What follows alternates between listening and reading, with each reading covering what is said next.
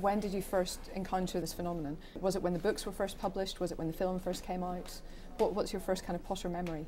My son and his contemporaries, he was about 9 at the time, they were all mad about Potter. And I used to read it to him, and I used to get the voices completely wrong. Oh. I always imagined Hagrid spoke a bit like... Oh, no. Like Bob Hoskins. It wasn't a Scotsman. No, but it was... subsequently, I was told it's West Country, of course. Not down the West Country, down Devon or Cornwall, that sort of place. And then Jo Rowlands, when the first film was coming, she says, I only want Robbie Coltrane to play Hagrid, that's it. So that was lovely. But then I had to negotiate with the children, of course. They said, are you going to do this, Dad? I said, well, I'm not sure, I haven't read the script. I don't want to do a bad Harry Potter film. Yeah. I want to check out the people who are doing it, you know. So subsequently did, and then I said, yeah, I'm going to do it. And they were so happy, the boys. Father of the Year award in the bag. Father of the Year award, the coolest Father of the Year award, definitely, yes. Absolutely. And it lasted about an hour, of course. And how about you? Was it family? Well, when I joined it on the third film, Richard died in the second, and I knew about Harry Potter, but didn't make much of an impression on me. And then suddenly they ring up and say, will you play Dumbledore? And I immediately said yes. And then about 2 seconds I said yes. And that was it. And then I just went to see them and tried the costumes, and boom, I'm on. There I am. What notes did J.K. Rowling give you on your characters, if any, or was it mostly it came from the directors? She gave me 4 hours. Wow. I phoned her up. I said, my name's Robbie Coltrane. And she said, well, how long have you got? I said, well, tell. And she just knew everything about him. She knew everything about him.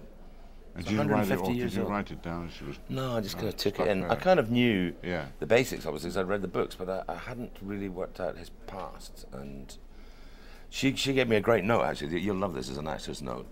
She said, Hagrid's the sort of person who drives up to a pub in a massive great Harley Davidson, gets off it, throws the door open, and everybody gets out his way. And he gets a drink and sits down and talks about his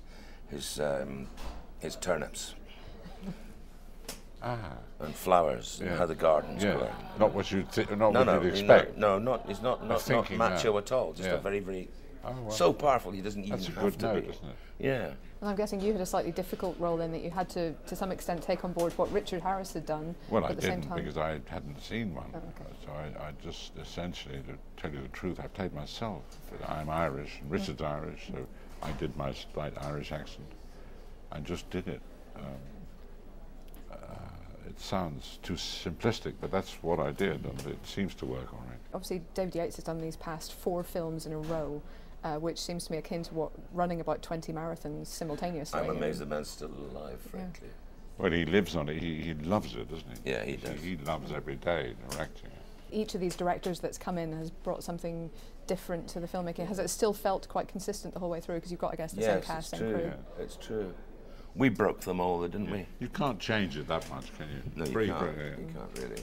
I remember Alfonso was absolutely determined that he said there aren't enough animals in Hagrid's life because he's supposed to be a guy who breeds,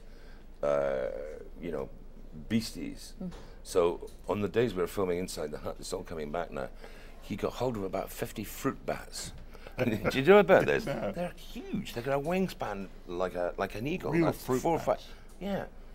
And they really like to attach themselves to your face. You'd be sitting minding your own business, they just wrap themselves around your face. But they're quite safe, are they? And apparently, unless you're an orange, obviously. Yeah. then you're in big trouble. Apple.